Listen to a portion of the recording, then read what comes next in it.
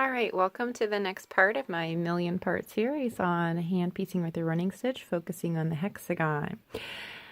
So let's talk a little bit about tools. One thing I love about hand piecing is you don't need much. At its basic, you need a needle and thread, and any old needle and thread will do, but of course, having done it for a lot of hours, I am picky.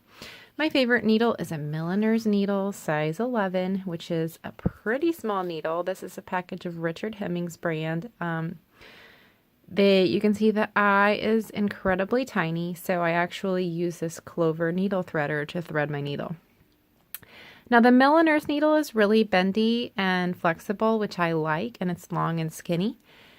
Some people like a more sturdy needle that doesn't bend. In that case, you might appreciate a sharp size, maybe 5 or 6. The bigger ones, the cool thing about needles that's not actually cool at all is that the smaller the number, the larger the eye. So these big ones in the middle here are the size 5s, and the little ones on the outside are the size 10. So I would say maybe a 5 or a 7 in the sharps.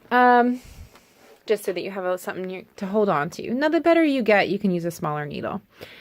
For thread, this Guttermann basic polyester is pretty good. I like to use a cream or a neutral color like that, like a gray, that will blend. Some people, if you're using a darker fabric, you might want a darker thread that will blend, and some people will switch threads for all the different colors. Another type of thread is Aurifil thread. This is 40 weight, which is a really nice weight for hand piecing.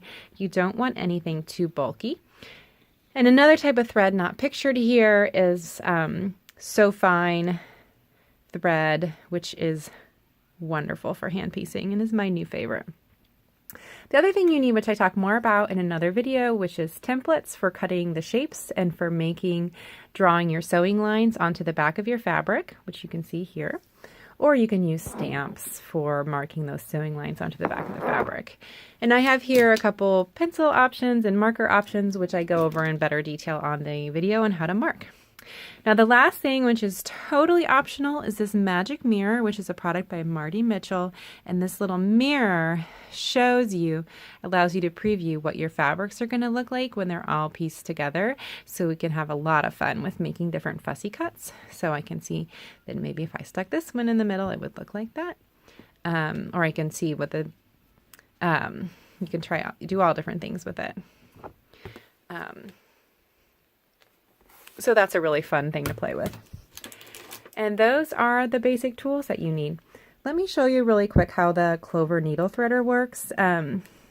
Obviously, you can just thread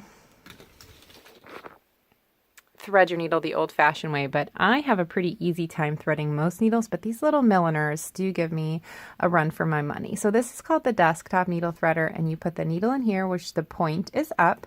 And whenever I show my students this, somebody always pokes himself really hard with the needle, so please try and avoid that. You put the thread as far down in this little holder as it will go, and then you push the button.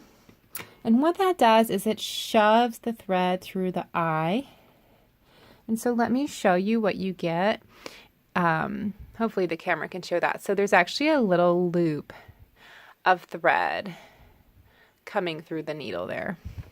And I'm going to pull that loop through, and then it's in my eye. The next thing I'm going to do is tie that off with a quilter's knot. And I'm about to make a separate video about the quilter's knot. But that is my favorite knot for hand stitching. And so I would include that knot on the supply list as learning how to make that specialty knot.